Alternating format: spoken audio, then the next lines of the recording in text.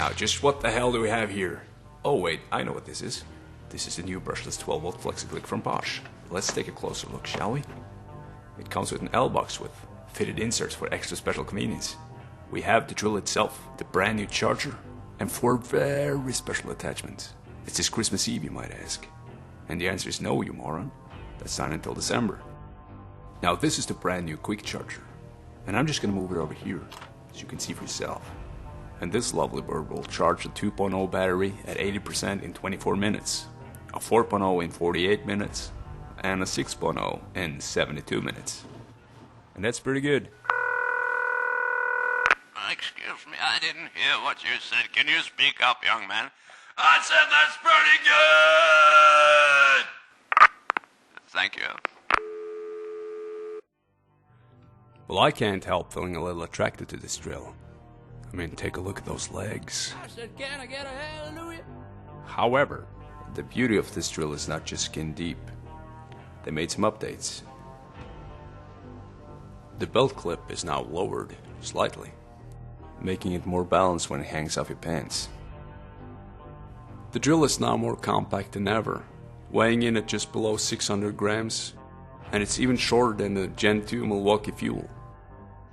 It has a detachable chuck that spins fairly true, and the machine itself has been beefed up quite a bit in terms of power. The previous brushless model had 20 Newton meters, while this new model has 35 Newton meters of max torque. That's nearly twice the power, at least on paper. But like I always say when I lose at arm wrestling, power is not everything, you big dumb goon.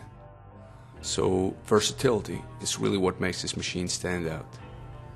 Just by unlocking the rear sleeve of the chuck, I can detach it and I can swap it out with a 1/4-inch bit holder, a right angle elbow, which can be adjusted, and an off-center attachment, which can also be adjusted. And speaking of adjusting, to adjust the right angle and the off-center attachment, simply pull the collar forward and you can adjust it all the way around. On the right angle you can also attach the other attachments like the chuck and the bit holder. To test this machine, I want to do a real world test like assembly and fitting. Now here's a similar scenario I often came across when I was fitting recreational boats. This was one of the more repeating tasks. The piece of 2x6 below represents structural plastic, on which a wooden board is to be fastened. The piece of plywood in the real world would be, for instance, the inside of a cabinet. First, the plywood needs a through hole, so the screw can spin freely. Then I need to drill a pilot hole in the plastic. Then the plywood needs to be countersunk, and the 4 screws driven flush to the surface. I am skipping the adhesive since of course this is just a test. Now I will be timing the difference between the older model and the new Flexiclick. My goal is to see if the process becomes easier and quicker, or if it remains more or less the same. So without further ado, I say, hey! Ho! Let's go!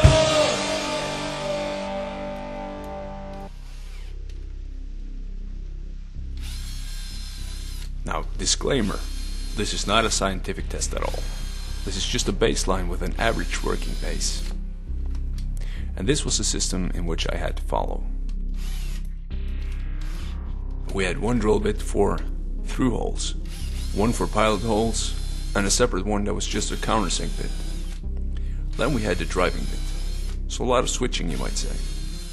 And everyone had at least 2 drills each, which in some cultures is considered polygamy.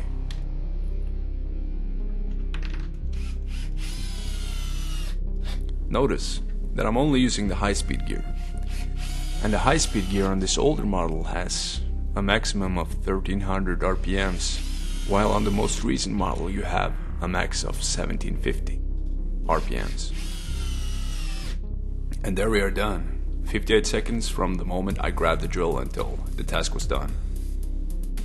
Now let's see if that time can be improved by switching to the Flexiclick system.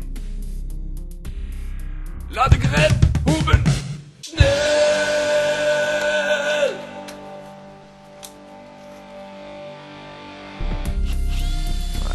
that I can say that I notice the increase in speed and power. It's also very well balanced. This system is great for tasks like this. You pretty much eliminate the need for a second drill or driver.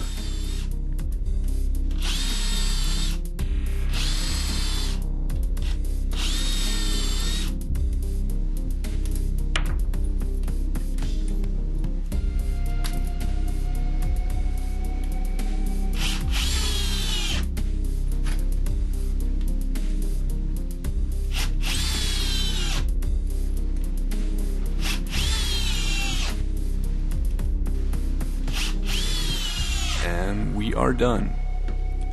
This time it was 50 seconds from the moment I grabbed the drill until the task was done. I improved my time by 8 seconds. Sure, there are some variables, undeniably. But what if we say it's 10% faster on average, and 50% more convenient switching between bits? That can make a big difference in the long run, I think. Now I think it's time for some big fasteners. I've chosen a 6x110 coarse wood screw. I'm only going to run the drills in high speed because that's what most of us do anyway. So once again, old versus new. Now there's no doubt that the new brushless model is faster. And you do notice a step up in power. Definitely. Now it's time for a 22mm spade bit. That's 7/8 of an inch, I believe. And once again in high speed mode. This is not the intended purpose of these drills, but they can handle it.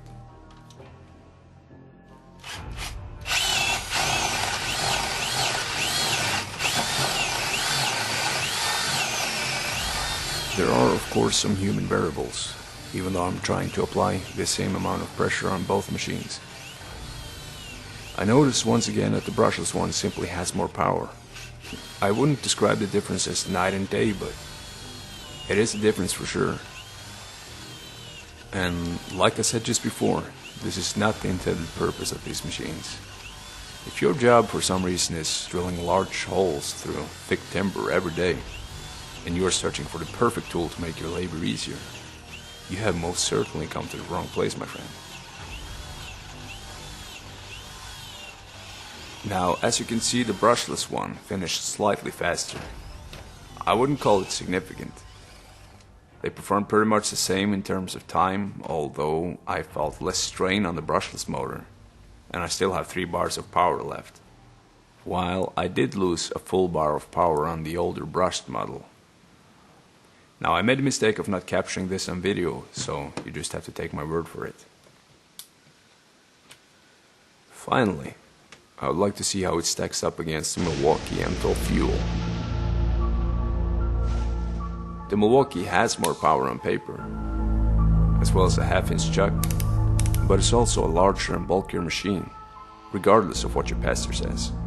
Now we can all see that the Bosch is leaner. It's a little bit shorter, it's not as tall, and it's lighter. But does it compare in terms of power?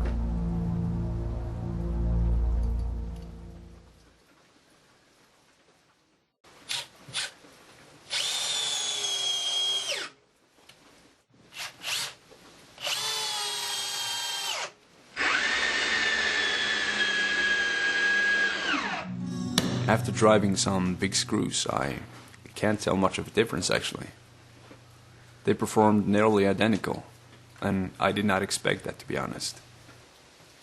But the next test is going to be with the spade bit, and that's going to be a pretty good indicator regarding power, and I expect we can see some difference.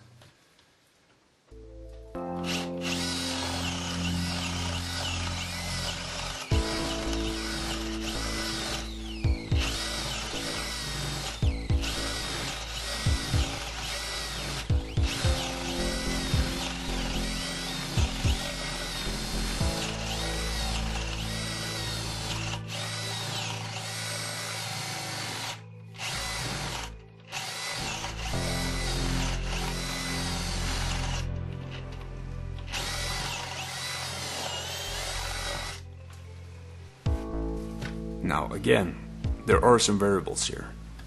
The wood being one of them, And there's of course the human factor, being me. Apart from that, there's absolutely a difference between the two in terms of power and torque. But I'm not surprised, because I was already aware of the numbers. And you also have to consider that this is not exactly an apples-to-apples comparison. Each of these drills succeeds in their own natural habitat. Now, take the Milwaukee for instance. That would be the construction site companion, in my opinion.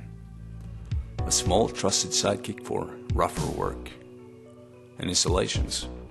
And it's small enough so you can fit it inside a pouch. It's perfect. While the Bosch is the perfect drill for any workshop and assembly environment. It's perfect for fitters, installers, cabinet makers, and among others. But make no mistake, this is a heavy-duty machine. And I have dropped my older Bosch several times down 10 feet onto concrete floors. I have left it outside in the rain for hours, and I put it through several other horrible things. But it still works. It's like a resilient virus, and I mean that as the deepest compliment. My conclusion: if you are a professional user on a tight schedule and you find yourself on a daily basis having to do repetitive work, climbing into tight spaces and driving fasteners where it's hard to reach, and you also rely on a single battery to last you as much as possible, then this is the tool for you. Now, I've heard others refer to this as the Swiss Army knife of drills, and they're not wrong.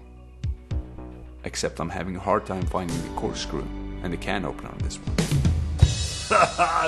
That's good. Moving on. I have only one minor complaint about this tool, and that is the chuck. Now, I'm used to the luxury of a ratcheting chuck, and that sound kind of works like an insurance for me. It tells me that a bit I just put in is securely in place. But there's no ratcheting mechanism on this. But for the record though, I never had a bit that fell out on me. Yet. Now I'm gonna wrap this up by answering some simple questions. Question number 1. Is this drill any good? Yes, it is good. Question number 2. Is it worth your money? Now that depends on the thickness of your wallet and the offer at hand. Now I live in Norway, which is a fairly expensive country. So you have to pay upwards towards $200 for the bare tool and attachments. Now that is prices from good old expensive Norway. How you convert this to a US market, I don't know. Well, moving on to question number 3, which is the final question of today. Should you subscribe to this channel? For the love of everything, and I mean everything, that is good and decent. Yes, you should. Now thank you very much for watching. Now remember, if there is a tool you want me to review, post it down below in the comment section, and mark my words, I will look for you, I will find you, and I will kill you. With laughter and joy.